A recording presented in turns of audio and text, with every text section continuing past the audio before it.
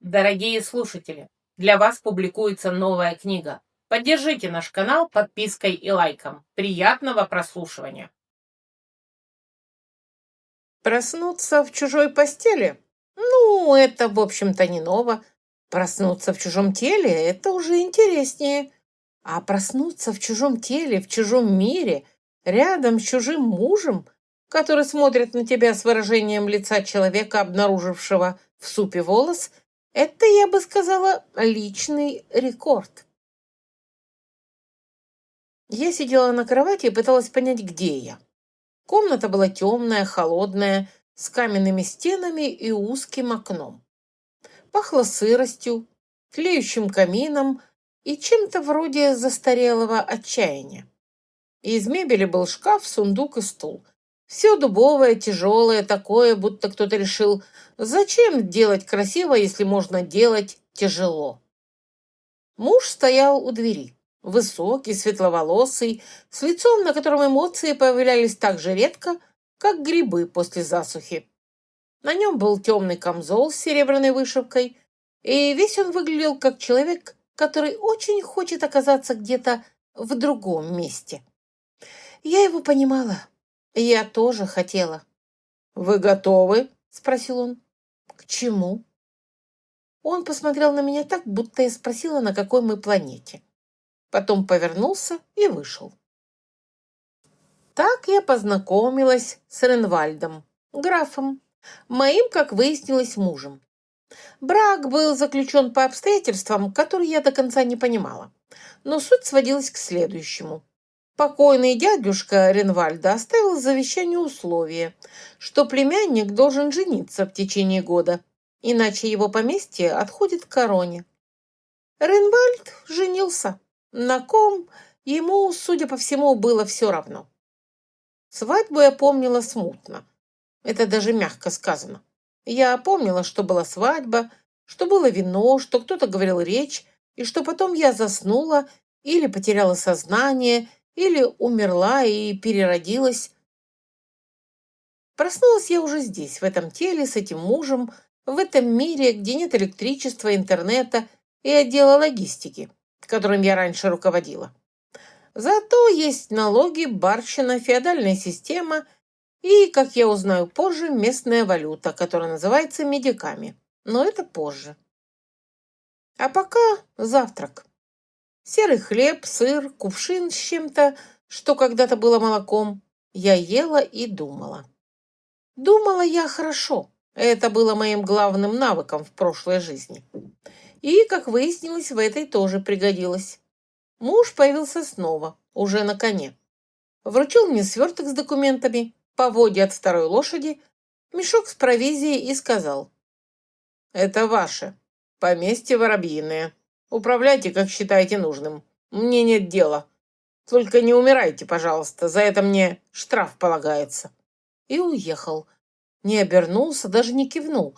Просто уехал, как человек, который сдал ненужный багаж в камеру хранения и пошел дальше.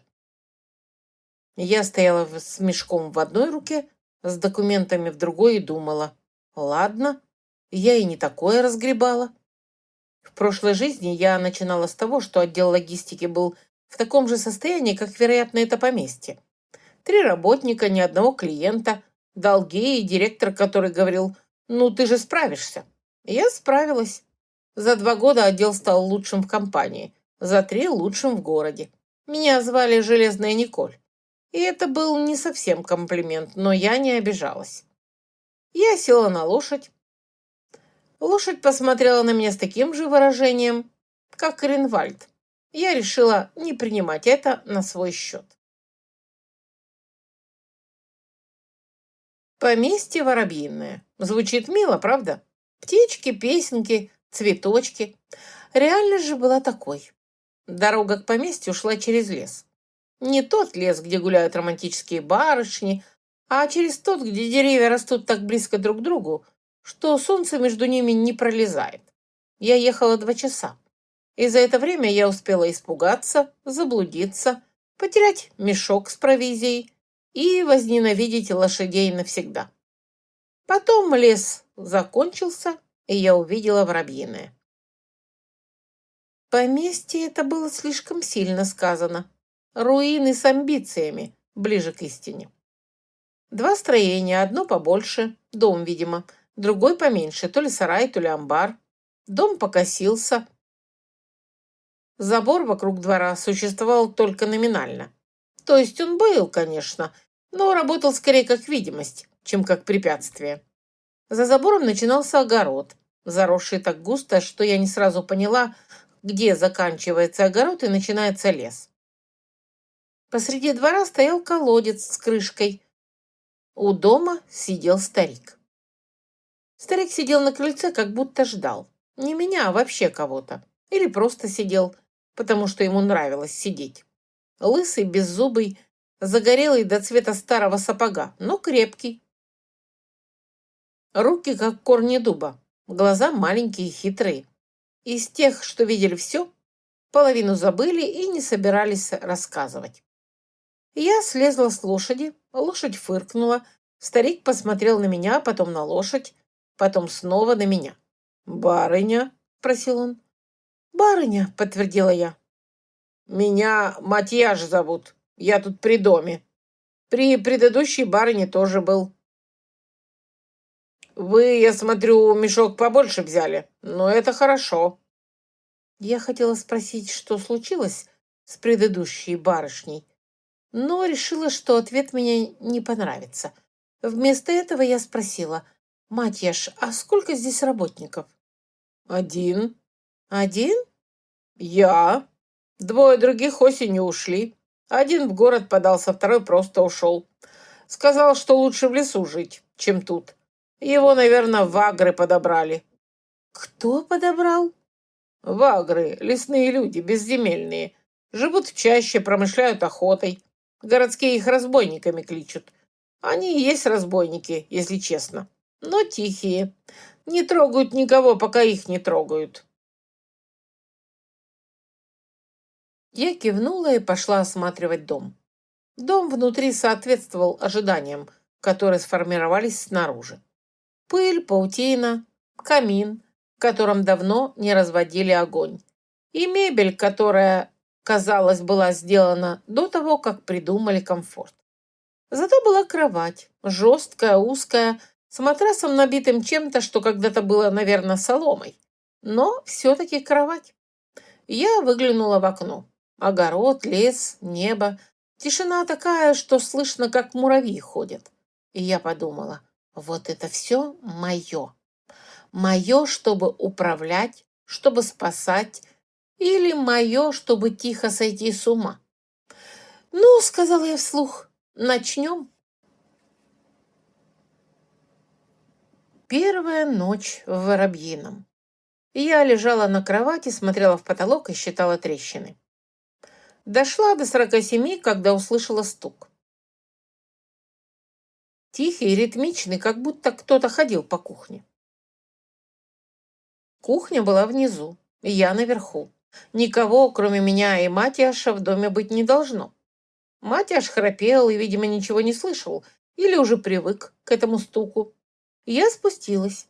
Кухня была темная, лунный свет едва пробивался через окно. На столе, попивая молоко, сидело существо. Нет, я не закричала, я вообще редко кричу. Кричат от страха, а я в этот момент испытала что-то ближе к усталому любопытству. В конце концов, я проснулась в чужом мире, чужим мужем, и мохнатый шар с глазами уже не казался чем-то из ряда вон. Существо было размером с кошку, мохнатое, бурые и серые оттенки, с маленькими ручками, выразительными глазами и чем-то вроде фартука, в кармане которого торчало шило. Оно смотрело на меня спокойно, как профессор на студента, который пришел на экзамен в шортах. «Ты домовой?» – спросила я. «Я хранитель этого дома, женщина. Домовой это в ваших сказках. Ты, я вижу, очередная хозяйка? Сколько вас уже было? Я даже сбился. Вы тут не задерживаетесь». «А ты?» «А я остаюсь, потому что кто-то должен чинить эту рухлядь, пока вы сбегаете в цивилизацию». «Я сбегать не собираюсь». Он посмотрел на меня долго с выражением которое можно описать, ну, все так говорят. «Как тебя зовут?» — спросила я. «Ос». «Ос? Я Николь, и я не сбегу, я вообще очень упрямая». «Упрямство — это хорошо», — сказал Ос и допил молоко. «Упрямство значит, что ты продержишься не 3 дня, а может, неделю. Это уже прогресс». Я села на стул. Стул скрипнул. Ос посмотрел на стул с укором. «Ос», — сказала я, — «давай так. Я не знаю, как тут все устроено, а ты знаешь. Ты живешь в этом доме дольше, чем кто-либо. Помоги мне. Не из доброты, нет, из эгоизма. Если я сбегу, дом останется пустой. Если я останусь и дом рухнет, тебе тоже плохо. Так что давай сотрудничать». Ос помолчал, потом сказал: «Ты странная. Не плачешь, не молишься, не требуешь, чтобы тебя вернули домой, а предлагаешь сделку в 3 часа ночи. Сущности, которую видишь впервые. Ты или очень умная, или очень глупая». «А что, бывает одновременно?» «Бывает. Это хуже всего». Он слез со стола, подошел к камину и подвинул кочергой уголек. Уголек отлетел, и камин вдруг занялся, не ярко, но достаточно, чтобы стало тепло. «Ладно», — сказал Ос, — «вот что я тебе скажу. Дом стоит, крыша течет, но держится. Подвал сухой, колодец работает. Амбар почти пустой, но не развалился. Если ты хочешь остаться, начни с крыши. Потом огород, потом куры. Потом займись собой, потому что ты выглядишь так, будто тебя скоро ветром сдует». «Куры?» «3 дюжины в сарае. Половина не несется, другая несется, но не столько, сколько хотелось бы. Матиш их кормит, но он один, а кур 3 дюжины». «А коза?» «И коза есть. Это отдельная история, это характер. Коза — это то, почему предыдущая барыня уехала через 3 дня. Она сказала, что не будет жить в месте, где коза умнее хозяина. Коза, кстати, действительно умнее большинства. Ее Буся зовут». «Кого, козу?» «Козу. Это не я придумал, Матяш придумал». Я поднялась наверх, легла в кровать и долго не могла уснуть. Не из-за Оса, из-за того, что впервые с момента прибытия в этот мир я почувствовала что-то вроде... Нет, не радость, скорее расчет. Если домовой есть, значит дом живой.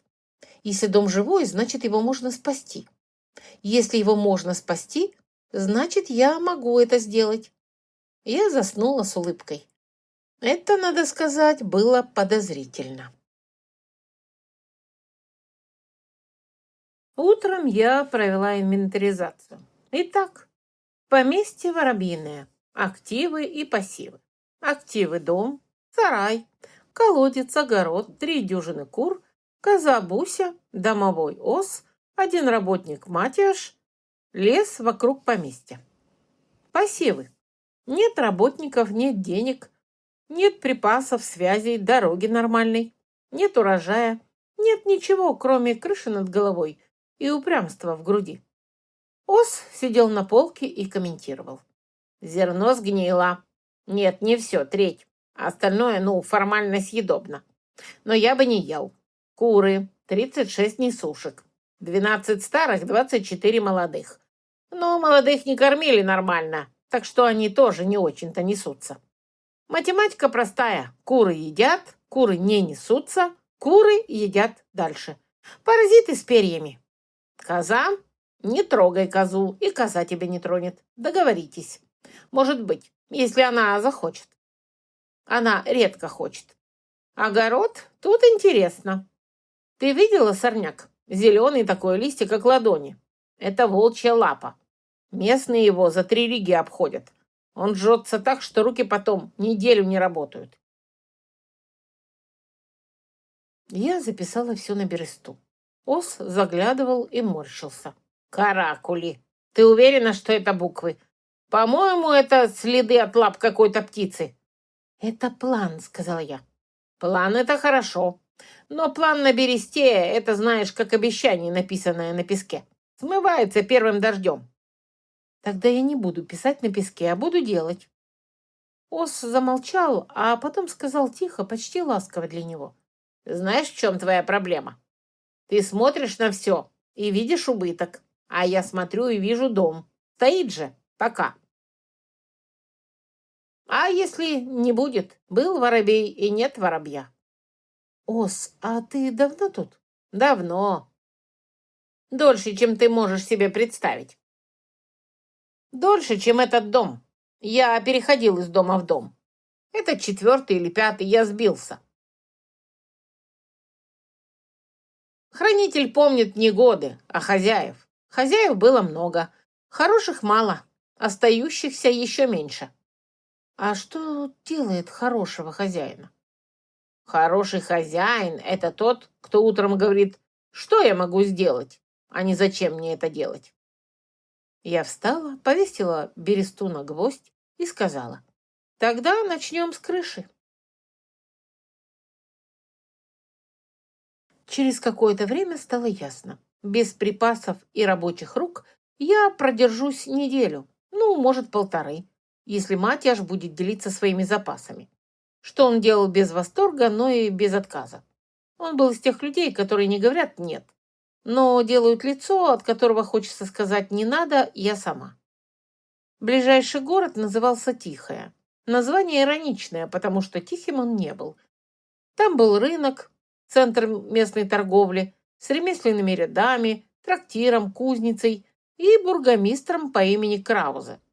Краузе был пузат, хитер и любил деньги с такой же нежностью, какой крестьяне любят дождь после засухи. Я ехала в Тихое с планом купить доски, найти работников, наладить связи. Тихая встретила меня с запахом навоза, выпечки и чужого недоверия. На рынке я искала доски. Нашла у плотника, который запросил 3 серебряных монеты за воз. А у меня было всего 12 медиков и 1 серебряный. Я предложила медики.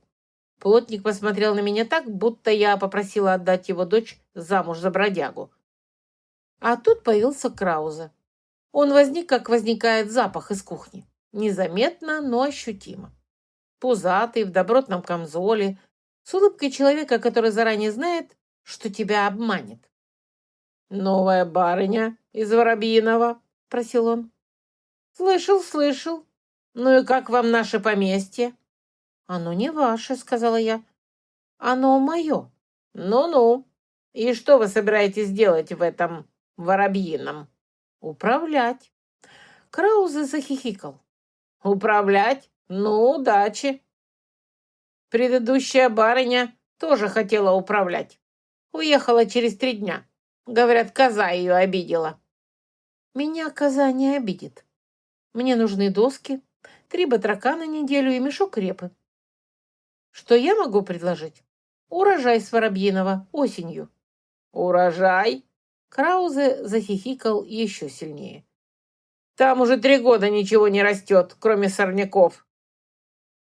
Сорняк – это растение. Растение – это то, что растет. Значит, земля хорошая. Вопрос только в том, что посадить. Сажайте, кто же вам мешает?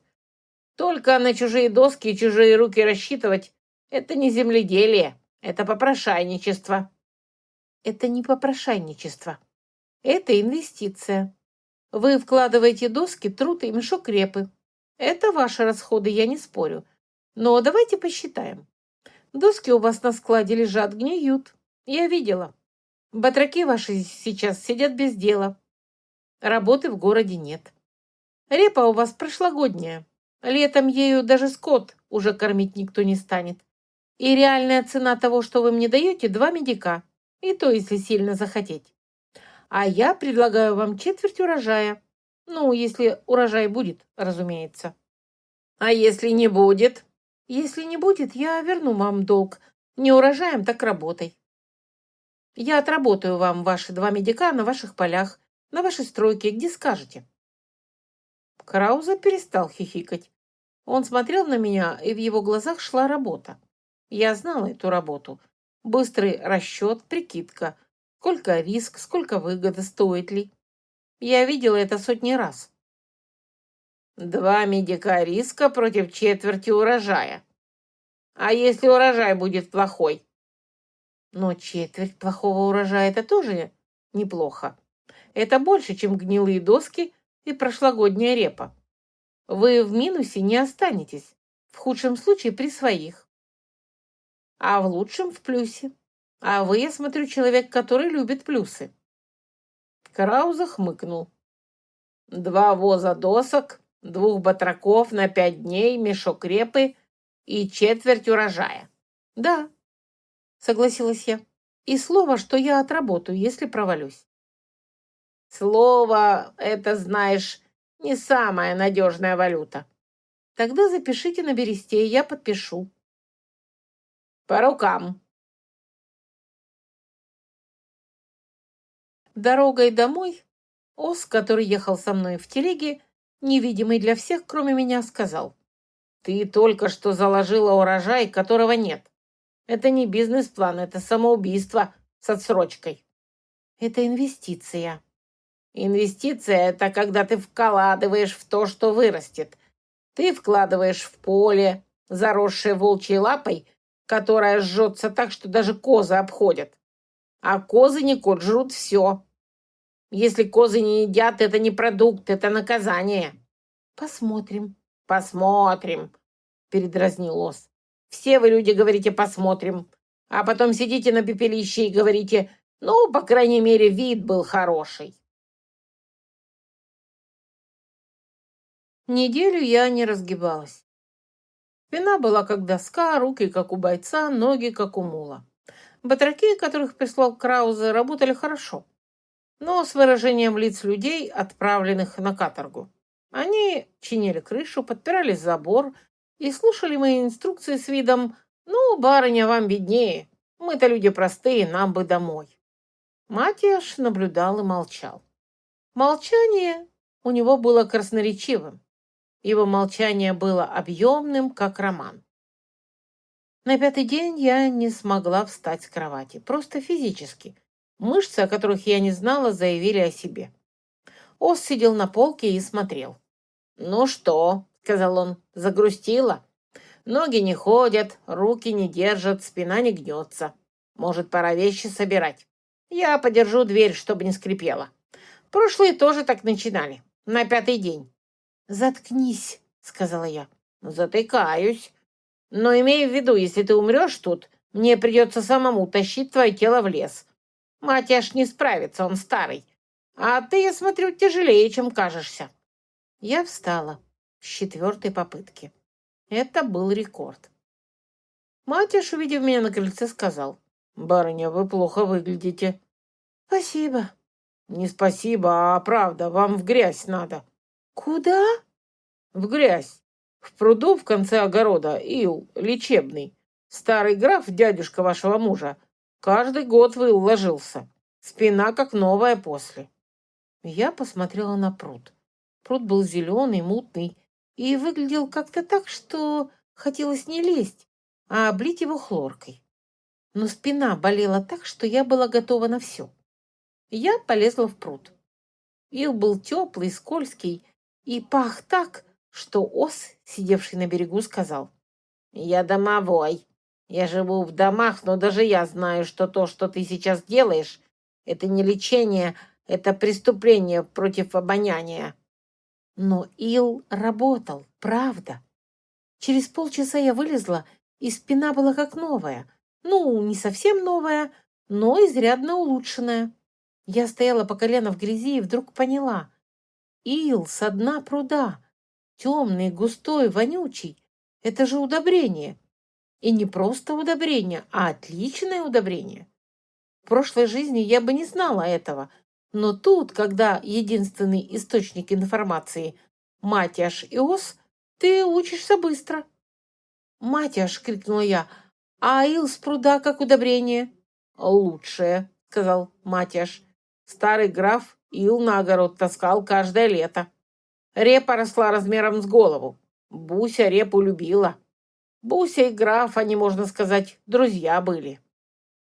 Ос сказал: «Если ты еще не заметила, пруд — это единственное в этом поместье, что работает. Правда, на запах, но работает». Я стояла в грязи, и в голове начинал складываться план. План, который начинался со слов «а что если?». Эти слова я знала самые опасные и самые нужные. С них начинались все мои лучшие решения и все мои худшие решения. Но я давно поняла, что вторых больше, чем первых, только если ты боишься. А я не боялась. Бояться роскошь, которую я себе не позволяла. Это, кстати, уже второй раз за неделю. Нужно за этим следить. На 8-й день в Воробьиное пришла Хельга. Хельга была травницей из лесной деревушки, которая находилась в получасе ходьбы от поместья. Деревушка называлась Ольховка, и там жило 17 человек, 5 коз, 3 свиньи и 1 корова. Хельга была невысокая, крепкая, с грубым лицом и руками, которые пахли травами так настойчиво, что казалось, будто она родилась в зарослях и не выходила оттуда. Она пришла, по ее словам, посмотреть на новую барыню. Но на самом деле она пришла за сплетнями. Ос потом сказал: «Эта женщина знает все про всех в радиусе 10 лиг. Если бы ее можно было подключить к информационной сети, она бы заменила весь городской рынок». Хельга осмотрела дом, кур, Бусю и, наконец-то, увидела огород. «Волчья лапа», — сказала она и побледнела. «Да», — сказала я, — «сорняк. Мать аж говорит, жжется». «Это не сорняк, барыня, это... Вы что, не знаете? Это крапива. Из нее волокна делают. На ткань. Такую, что в Тихом за локоть 3 медика дают. 3 медика за локоть, барыня. А у вас ее столько, что можно на весь город одеть». «Но ее никто не обрабатывает», — спросила я. «А кто будет? Она жжется так, что руки потом неделю не разгибаются. Язвы, волдыри, боль. Ни один батрак за это не возьмется. За деньги, может, но за очень большие деньги. Но таких денег нет ни у кого». Я посмотрела на огород, на зеленые заросли волчьей лапы, которые росли так густо и так уверенно, будто знали, что они нужны. Потом посмотрела на свои руки, на Оса. Ос сидел на заборе и смотрел на меня с выражением, которое можно описать: «Ну, дошла, наконец». «Не смотри на меня», — сказал он. «Я же не виноват, что тебе досталось единственное поместье в крае, где само выросло то, за что другие платят. Это неудача, это издевательство судьбы. Судьба, видимо, решила, дам-ка я этой упрямой девке все, что нужно, но так, чтобы она страдала. Оригинальный подход». «Ос, ты говоришь, что это волокно?» «Я говорю, что это волчья крапива. Я не говорю, что из нее ткань делают. Я говорю, что если ты дотронешься без перчаток, будешь плакать. А если дотронешься с перчатками, будешь плакать меньше, но все равно будешь. И это совсем не реклама». «Но Хельга говорит, что за локоть ткани 3 медика». «Хельга много чего говорит. Хельга говорит, что ее бабка оборотня видела. Хельга говорит, что в прошлом году урожай у соседа сгорел из-за порчи. Хельга говорит много. Вопрос не в том, что она говорит. Вопрос в том, что ты будешь делать». Я знала, что я буду делать. Я буду делать то, что всегда делала. Придумывать, как сделать то, чего никто не хочет делать. Дешевле, быстрее и так, чтобы все были довольны. В прошлой жизни это называлось оптимизацией. Здесь это, видимо, будет называться чудом. Я составила план. Первый в истории этого края. Возможно, первый в истории этого мира. Во всяком случае, Ос сказал, что он первый, который он видел написанным на бересте угольком. План был такой. Первое. Волчью лапу не вырывать, а культивировать, обрабатывать и продавать в Тихом. Проблема жжется. Решение — перчатки из плотной ткани и бересты. Я вспомнила, как в прошлой жизни видела документалку про производство чего-то похожего. Крапива, из которой делали ткань. Волокно, стебли, сушка, мочка, расчесывание. Я не помнила деталей, но помнила принцип. Если что-то растет бесплатно и стоит денег, единственная проблема — обработка. А обработка — это труд, а труд — это люди, а люди — это... Второе. найти людей. Батраков нет, все заняты. Но есть вагры, лесные люди, безземельные. Им не нужна зарплата. Им нужна еда, крыша и безопасность. Это не благотворительность, это обмен. Я даю им дом, они дают мне труд. Все довольны. Третье. Ил из пруда как удобрение. Для огорода и на продажу. Горожане, я была уверена, заплатят за лечебную грязь, если ее правильно подать. В прошлой жизни люди платили за грязевые маски, обертывания и ванны. Здесь это, видимо, будет называться ил со дна пруда, но если добавить слово «лекарственный», «природный», «от ревматизма», торговля пойдет. Четвертое – куры. Реорганизация. Непродуктивных в суп, продуктивных расширять. Матяш воспринял идею о супе из куриц с философским спокойствием. Они все равно не несутся. Пусть хоть в супе пригодятся. Ос чертил на бересте схему своим шилом. «Севооборот», — сказал он, глядя на схему. «Ты придумала севооборот?» «Я не придумала, я вспомнила». «Откуда?» «Из прошлой жизни». «Ты говоришь так, будто у тебя было две жизни. Одна до, другая после. Это звучит как сумасшествие, но мне нравится». Я повесила бересту на стену. «Ос», — сказала я, — «а ты мне поможешь?» «Я домобой, я дому помогаю, ты часть дома. Пока. Если ты останешься, ты станешь большей частью. Если уедешь, я забуду тебя через неделю. Это не жестокость, это выживание. Мы, хранители, не можем позволить себе привязываться. Хозяева уходят, дома остаются. Мы с домами. А если дом рухнет? Тогда я уйду. Не факт, что в хорошее место. Так что, знаешь, мотивация у меня есть. Не думай, что я помогаю тебе из доброты. Я помогаю тебе, потому что если ты провалишься, этот дом рухнет, и я останусь без работы и без блюдца молока. Чистый эгоизм. Принято, сказала я. Эгоизм – отличная мотивация. Лучше, чем доброта. Доброта непредсказуема, а эгоизм надежный. Ос посмотрел на меня, и я готова была поклясться, он улыбнулся. Нет, домовые не улыбаются, но что-то в его глазах изменилось. Что-то едва заметное, как трещина в стене, через которую вдруг пробился свет. Найти вагров оказалось проще, чем я думала. Сложнее было убедить их, что я не собираюсь их обманывать. Вагры жили в чаще, в получасе езды от поместья. Их лагерь был не лагерь, а скорее скопление шалашей, костров и людей, которые смотрели на меня с тем особенным выражением, которое бывает у тех, кто привык, что мир желает им зла. Мужчины бородатые, молчаливые, с топорами, женщины усталые, с детьми на руках и глазами, в которых усталость стала постоянной. Дети грязные, тощие. Их старшего звали Терк, угрюмый, бородатый, с лицом человека, который давно перестал ждать чего-то хорошего, и поэтому не разочаровался.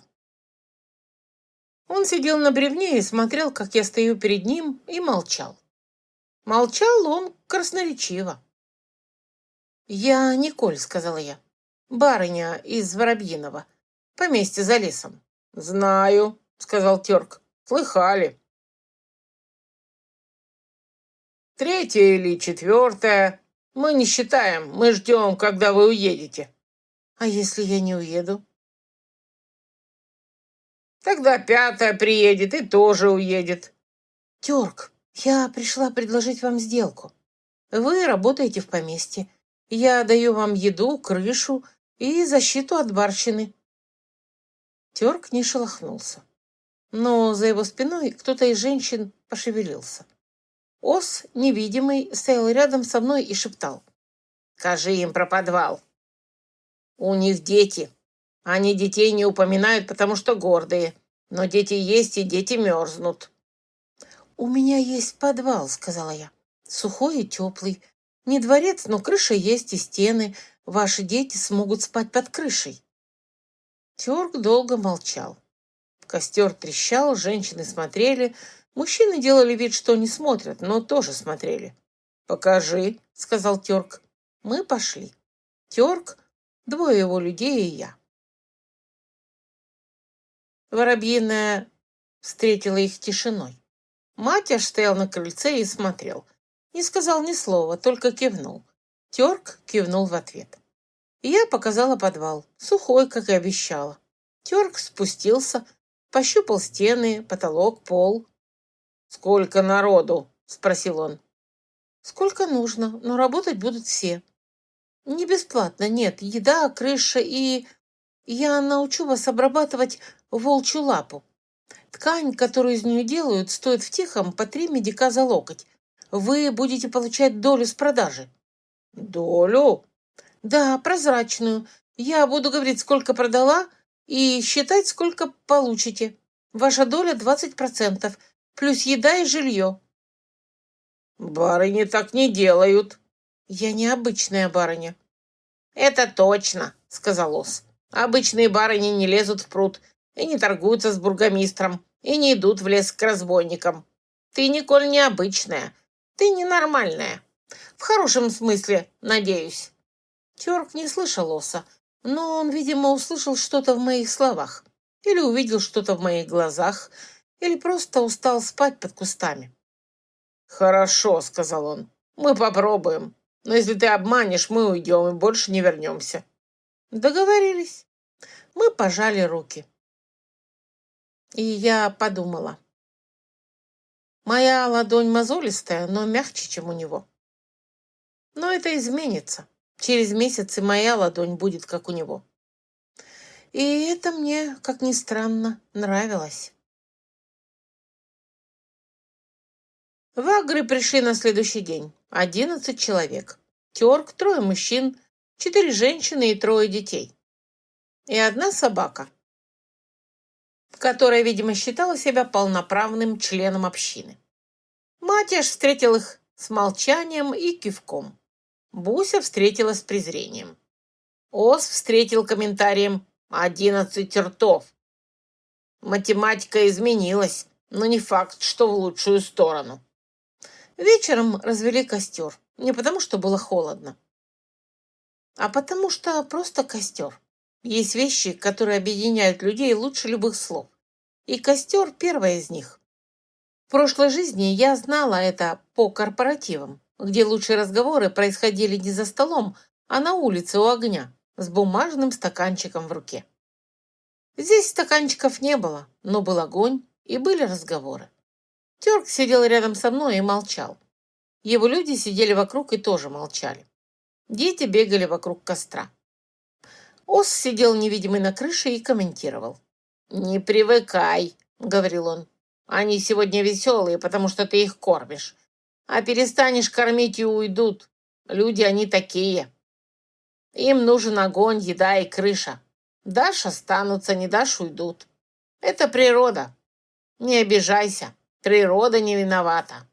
А ты? А я домовой, и мне идти некуда. Пока дом стоит, я тут. Не стоит, я ухожу.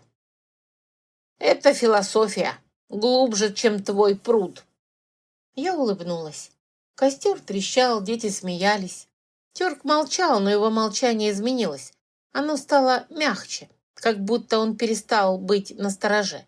Совсем чуть-чуть, но я заметила. «Барыня», — вдруг сказал Терк. «Просто Николь». «Николь? Странное имя, не наше». «Не наше. Но я необычная». «Это точно», — сказал Ос.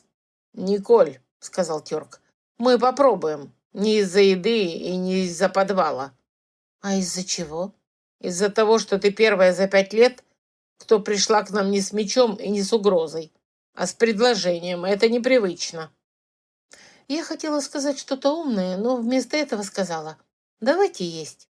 Картошка остывает». Матяш услышал про картошку, начал ее раздавать. Картошка была недосоленная, невкусная, но горячая и в хорошей компании. Я ела и думала, вот это, наверное, и есть счастье. Не то, о котором пишут в книгах, а маленькое, горячее, картошкой. Краузе узнал о ваграх через неделю. В маленьких городках новости распространяются быстро. Краузе узнал и пришел, не сам, конечно, прислал гонца с письмом. Письмо было написано с той чиновничьей вежливостью, которая означает «я тебя уничтожу, но грамотно». В письме говорилось, бургомистр Тихого, Краузе, выражает обеспокоенность тем, что в поместье Воробьиное поселились лица, не имеющие официального статуса, и напоминает, что найм безземельных требует разрешения сеньора. А вагры и вовсе считаются людьми вне закона. И если граф Ренвальд узнает, что в его поместье живут разбойники, последствия могут быть неприятными. Я прочитала письмо и положила его на стол. Ос прочитал через мое плечо. «Шантаж. Краузе хочет, чтобы ты пришла к нему, встала на колени и пообещала процент. Или не процент, а все. Это, знаешь, классика. Маленький человек с маленькой властью, который хочет оказаться большим. Дай ему по носу, и он отстанет на время. А если не отстанет? Тогда еще раз по носу и еще. Пока не поймет, что нос не самая прочная часть тела. Я не пошла к Краузе. Вместо этого я написала письмо Ренвальду. Не письмо, а записку. «Граф, вашему поместью требуются работники. Я наняла людей из леса. Они работают, поместье восстанавливается. Если у вас есть возражения, приезжайте и скажите лично. Если нет, прошу подтвердить мое право на найм. С уважением, ваша жена». Я отправила записку с Матиашем, потому что Матиаш был единственный, кто знал дорогу до основного поместья Ренвальда. Матиаш уехал, и я ждала 3 дня. 3 дня — это много, когда ты ждешь. Мало, когда ты работаешь. Я работала. Копала, сажала. Учила вагров обрабатывать волчью лапу. На 4-й день Матиаш вернулся с грамотой. Грамота была официальная, с печатью, и в ней говорилось: граф Рейнвальд фон Драйх подтверждает право своей жены Николь на наем работников в поместье Воробьиное, в том числе лиц безземельного статуса. Без комментариев, без «с уважением», без «дорогая жена», а просто печать и текст. Ос прочитал грамоту и сказал: «Он, кажется, удивлен. Это уже что-то. Для него почти подвиг. Ты понимаешь, что он сделал?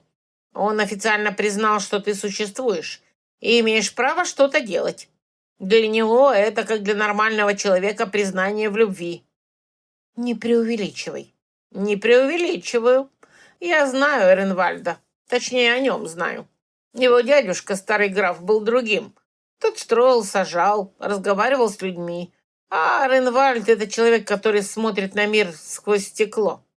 Видит, но не чувствует. Ты, может быть, первая, кто заставил стекло треснуть. Совсем чуть-чуть, но треснуть». Я убрала грамоту в сундук. Сундук был дубовый, тяжелый, с замком. Первый сбор волчьей лапы. Это было больно. Даже с берестяными перчатками. Даже с плотной тканью поверх. Даже с опытными руками Терка и его людей. Волчья лапа жглась, кусалась и, казалось, мстила за то, что ее трогают.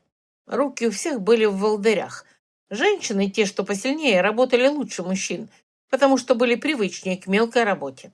Дети не работали с крапивой, но помогали носить воду и гонять кур, которые любили клевать все, включая волокно. Обработка была простой, но долгой. Стебли резали, сушили на солнце, потом мочили в пруду. Потом снова сушили, потом расчесывали. Расчесывание было самым долгим. Мы делали это вручную, специальными щетками, которые я придумала, а Ос нарисовал на бересте, и Матяш сделал из дерева. Через 2 недели у нас был первый тюк волокна. Грубого, не идеального, но настоящего. Ткань из него получалась бы не та, что продается в городе, но волокно — это полуфабрикат, а его тоже можно продать. И я повезла его в Тихое. Краузе увидел волокно и перестал хихикать. Совсем. Его лицо сделало то, что я видела много раз на переговорах. Быстрый расчет. Сколько, кому продать и какой навар. Он купил сам. Не позволил мне выйти на других покупателей. Предложил цену. Я согласилась. Не потому, что цена была справедливой. Она была заниженной. Но потому, что мне был нужен канал сбыта. Постоянный и надежный. Один раз продать дорого – это удача. А продавать постоянно, пусть и дешевле – это бизнес. Ос, невидимый, ехал со мной в телеге и комментировал. «Ты продешевила». Я вложилась в отношения. «Фу, как интриганка!» «Как бизнесвумен». «Это одно и то же, просто в разной упаковке». Я везла обратно мешок зерна, новый набор бересты для записей, иглы, нитки и бочку соленой рыбы. В Воробьином праздник, первая продажа, первые деньги. Первое доказательство того, что это не безумие, а план. Пусть хромой, кривой, вонючий, как пруд, но план, который работает. Вечером мы снова сидели у костра. Тёрк молчал. Его молчание стало почти теплым. Матяш чистил рыбу, дети бегали. Буся стояла поодаль и смотрела на всех с презрением, но не уходила. Ос сидел невидимый и тоже молчал. Это было странно. Ос, который молчит, это как солнце, которое не светит. Подозрительно. «Ос», — шепнула я. Ты чего молчишь?» «Думаю». «О чем?» «О том, что ты первая, кто что-то сделал. Не пообещала, не попыталась, а сделала. Продала, получила деньги. Это, знаешь, непривычно. Я привык, что хозяева начинают с энтузиазмом, потом теряют интерес, потом уезжают. Ты не теряешь, ты делаешь. И я не знаю, что с этим делать, мне нужно подумать». «Подумай, но недолго. Нам завтра крышу доращивать». «Я знаю. Я слышу. Это, знаешь, часть моей работы. Слышать, как дом живет. Я слышу. Не говори никому только, что я так сказал». Через 2 месяца Воробьиное было не узнать. Нет, это клише. Я не люблю клише. Скажу точнее. Воробьиное можно было узнать, но с трудом. Забор стоял ровно, крыша не текла, огород был расчищен, засеян, и в нем росла репа, лук, капуста и волчья лапа аккуратно рядами, как солдаты. Куры были реорганизованы. 12 непродуктивных пошли в суп, а продуктивные жили в чистом курятнике и неслись с регулярностью швейцарских часов. Буся давала молоко, подвал был обжит ваграми, чистый и теплый. Сарай починили, амбар наполовину полон. И у меня родилась идея. «Ос», — сказала я, — «а что, если мы устроим праздник?» «Что?» «Праздник урожая, открытый день. Пригласим людей из Тихого, из окрестных деревень. Покажем, что у нас есть. Торговля, еда, развлечения и грязевые ванны».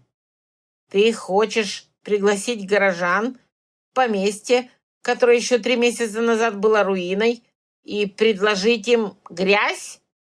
«Лечебную грязь». «Это та же грязь, но с прилагательным». «Именно. Прилагательные меняют все. Грязь — это отвратительно, а лечебная грязь модна. А природная лечебная грязь из чистого пруда — это уже услуга. А природная лечебная грязь из чистого лесного пруда, традиционно используемая местными целителями, это уже бренд». Ос молчал долго. «Ты сумасшедшая», — сказал он. «Абсолютно, безусловно, сумасшедшая. И я к своему ужасу согласен, потому что это может сработать. И мне страшно». Праздник урожая собрался через неделю. Я готовилась к нему как к запуску нового проекта. Список, графики, обязанности. Матиаш отвечал за еду, Тёрк и Вагры за костер, дрова и анимацию. Хельга пришла с травами, настойками и обещанием показать горожанам, что трава — это не то, что они курят в подворотне, а то, что лечит. Грязевые ванны были оборудованы в углу двора. Яма, выложенная досками, наполненная илом из пруда, с ширмой из мешковины для приличия. Рядом скамейка, ведра с чистой водой для ополаскивания и Хельга, которая объясняла каждому: «Сядьте, посидите, почувствуйте. Ил вытянет хворь». Старый граф тут каждую неделю сидел. Дожил до 80. Конечно, он еще и водку пил, но Ил тоже помогал. Люди пришли. Не сразу, не толпой, но пришли. Сначала из любопытства, потом из жадности. Бесплатное угощение. Потом из интереса. Ткань из волчьей лапы, покажите. А потом потому, что соседи пошли и стыдно не пойти. К полудню во дворе было 30 человек, к вечеру 50. Горожане трогали волокно, пробовали репу, лезли в грязь и покупали. Покупали репу, куриные яйца, травяные настойки Хельги. Деньги текли. Не рекой, но ручейком. Ручеек — это уже что-то, когда у тебя раньше была пустыня. Краузе приехал к обеду. Лицо у него было такое, будто он проглотил лимон. Он ходил по двору, смотрел, считал, и его лицо становилось все более красным с каждой минутой. Его ремесленники интересовались Воробьиным. Его горожане покупали у Воробьиного. Деньги текли мимо Тихого, мимо Краузе, мимо его пуза. Ос, невидимый, сидел на крыше, и когда Краузе проходил мимо, он случайно опрокинул на него блюдо с репой. Краузе завизжал. Я сделала вид, что ужасно сожалею. А Матяш сделал вид, что не видел. Терк сделал вид, что не слышал. «Извините», — сказала я, — «ветер, птицы — это природное явление». Краузе отряхнулся и уехал. Молча. Это было красноречивее любых слов. Ренвальд приехал через 3 дня после праздника. Не из любопытства, из-за Краузе. Краузе прислал донос. Донос был длинный, цветистый, и весь сводился к «Ваша жена поселила разбойников, устроила балаган и торгует грязью. Вы должны это остановить, потому что это неприлично». Ренвальд ехал, наверное, ожидая увидеть разбойничье логово, костры, пьяных вагров и жену, которая в ярости швыряет репу в прохожих. А увидел расчищенный двор, ровный забор, аккуратный огород, амбар с волокном, склад с мешками, чистое крыльцо и жену, которая встречала его с видом: «О, а вы тут? А я вас уже и не помню». Я была в рабочем платье с мозолями на руках и грязью на подоле. Не специально, просто так вышло. Но эффект был тот, что нужно. Я выглядела как человек, который работает, а не как барыня, которая страдает. Ренвальд стоял посреди двора и смотрел. Долго. Его лицо было непроницаемое, как стена. Но я видела, что-то изменилось. Что-то маленькое, как трещина в стекле, через которую просачивается свет. «Что тут происходит?» — спросил он. «Я управляю поместьем, как вы и велели. Или вы велели мне страдать? Я не запомнила этот пункт». «Краузе пишет, что вы поселили разбойников». «Я поселила работников. Они безземельные, но работают. Поместье приносит доход. Если вы хотите, я могу показать отчетность». «Отчетность?» «Да. На бересте угольком не идеально, но цифры точные». Я принесла бересту. Ренвальд смотрел на каракули, но цифры понял. Он умел считать. Это было видно. Что это было, видимо, естественное, что он умел делать с людьми. Считать. «Доход?» — спросил он. «Первый месяц 4 серебряных и 12 медяков. Второй месяц 7 серебряных и 8 медяков. Расходы, еда, инструменты, ремонт. Чистая прибыль 8 серебряных за 2 месяца. Для поместья, которое 3 года было руиной, это, я думаю, неплохо». Ренвальд уехал. Молча. Но на следующий день прибыл гонец с еще одной грамотой. Официальное разрешение на торговлю без пошлины в Тихом и еще одно разрешение на строительство вспомогательных построек. Без комментариев, Без подписи с уважением, просто печать. Ос сказал, он, кажется, впечатлен. Для Ренвальда грамота — это как для нормального человека букет цветов. Уродливый, без запаха, но букет. Зима пришла неожиданно, как всегда приходит зима. Ты знаешь, что она будет, но все равно не готов. Осень прошла в работе. Сбор волчьей лапы, сушка, обработка, продажа. Вагры работали, Матяш работал, Буся давала молоко. Ос чинил по ночам утварь, двери и нервы. Я построила грязевой дом. Настоящий.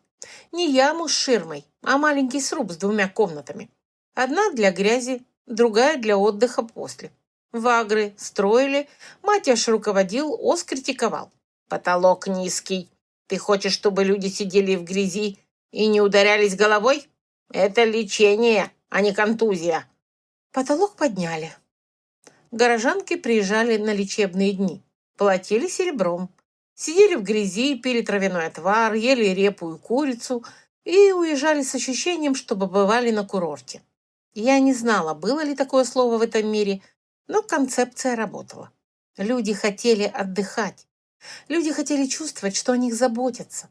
Люди хотели отвлечься от своих трудовых будней. Это было универсально, как законы физики. Краузе попытался ввести пошлину на грязь. Я обжаловала через Ренвальда. Ренвальд, который теперь получал с Воробьиного реальные налоги, десятину, как и положено, встал на мою сторону. Краузе получил письмо, которое было коротким, холодным и содержало примерно следующее. «Не лезь». Краузе не полез. На время. Ос сказал, ты понимаешь, что ты сделала? Ты создала, что это? Место, куда люди приезжают, чтобы сидеть в грязи и платить за это деньги. Ты продаешь ил, буквально, со дна пруда, за серебро. Я видел многое, но чтобы ил за серебро, это гениально. Или ужасно, или одновременно, что, наверное, одно и то же. Наш кооператив рос, а окрестные крестьяне, увидев, что волчья лапа приносит деньги, начали выращивать ее сами. Я организовала скупку, покупала волокно, обрабатывала, продавала в Тихом и дальше. Брала процент. Маленький, честный, прозрачный. Крестьяне были довольны. Краузе был недоволен. Но что он мог сделать? Рынок работает так, как работает. Если есть спрос и есть предложение, и есть кто-то, кто их соединяет, все довольны. Кроме тех, кто привык быть посредником и вдруг потерял монополию. Краузе привык, Краузе потерял, и Краузе затаился. Я делала то, что умела, строила систему. Обычную. Поставщики, производители, продавцы, покупатели. Цепочка, логистика. Мое единственное ремесло, которое оказалось нужным в мире, где нет ни логистики, ни цепочки. Я строила их из грязи, крапивы, кур и упрямства. «Ос», — сказала я однажды вечером, — «я нанесла этому миру непоправимую пользу». Что? Непоправимую пользу. Я прочитала это в одной книге в прошлой жизни. Фраза из книги. Мне нравится. Непоправимая польза — это оксюмарон, сказал Ос. Польза, которую нельзя исправить. То есть польза, которая останется навсегда. Это, знаешь, звучит как цель. Хорошая цель. Для человека, который хочет, чтобы его след остался. А ты? Ты хочешь, чтобы след остался? Я домовой. Мой след — это дом. Пока дом стоит, и я стою. Пока я стою, и дом стоит. Это такой круг, замкнутый. Ренвальд приехал снова. Через месяц. На этот раз не с инспекцией, не из-за доноса. Он приехал, и я не знала, зачем. Он стоял во дворе, смотрел на грязевой дом, на огород, на вагров, которые работали, и не обращали на него внимания. Потом он сказал, «Воробьиное приносит больше дохода, чем мое основное поместье. Покажи мне отчетность». Я показала. Береста, уголь, цифры. Ренвальд смотрел долго, потом попытался забрать управление в свои руки. Не грубо, нет, он сказал: «Я, как граф, должен контролировать свои земли. Ты хорошо начала, но теперь я возьму управление на себя». Я подсовывала ему отчетность, он тонул. Не в цифрах, нет, он умел считать. Он тонул в деталях. В том, что я знала, а он нет. Кто поставляет волокно, сколько стоят берестяные перчатки, почему куры несутся лучше, если им давать траву с пруда, и как договариваться с Хельгой, чтобы она не задирала цену на настойки. Рейнвальд пробыл 3 дня, а потом уехал, тихо, без слов, с лицом человека, который понял, что он недооценил нечто, и это нечто его жена. Ос сказал: «Ты его не победила, ты его утомила. Это даже лучше.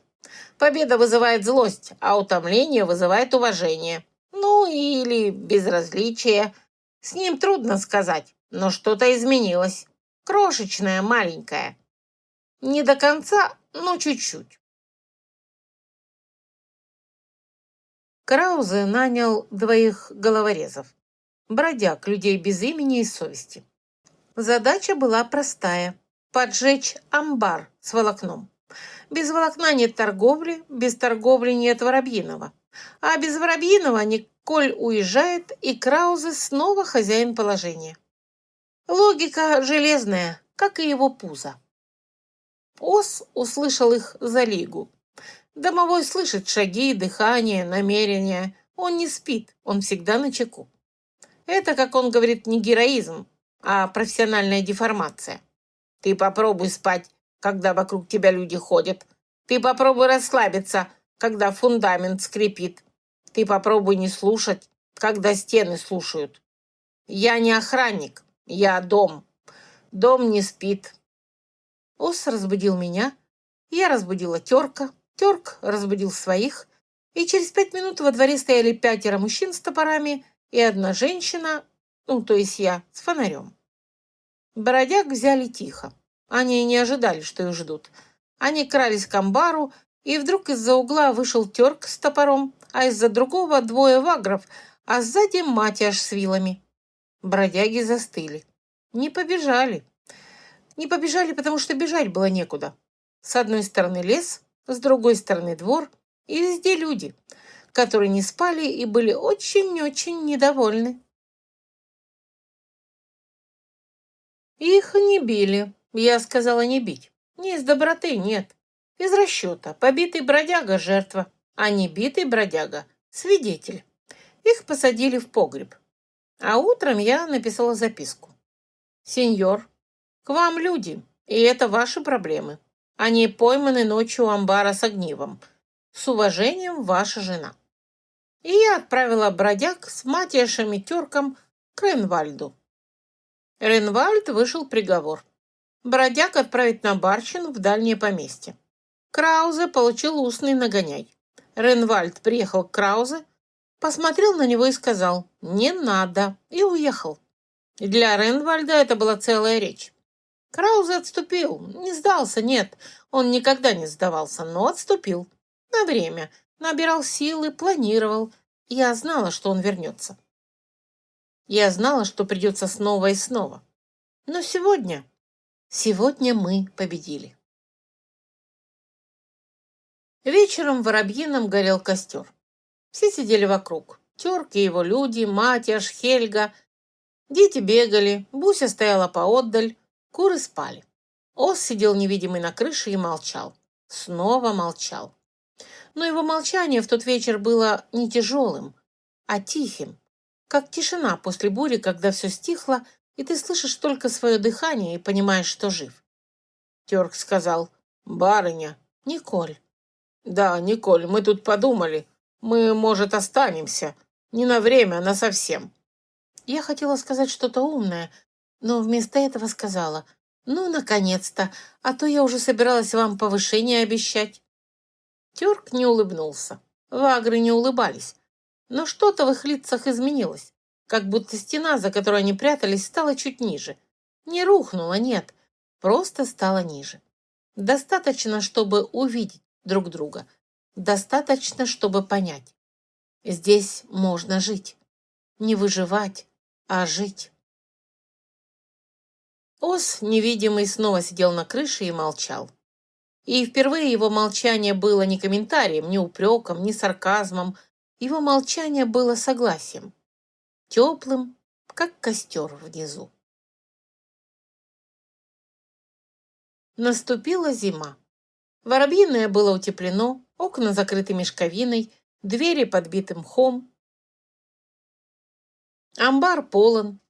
Волокно, зерно, репа, сушеная рыба, травы хельги.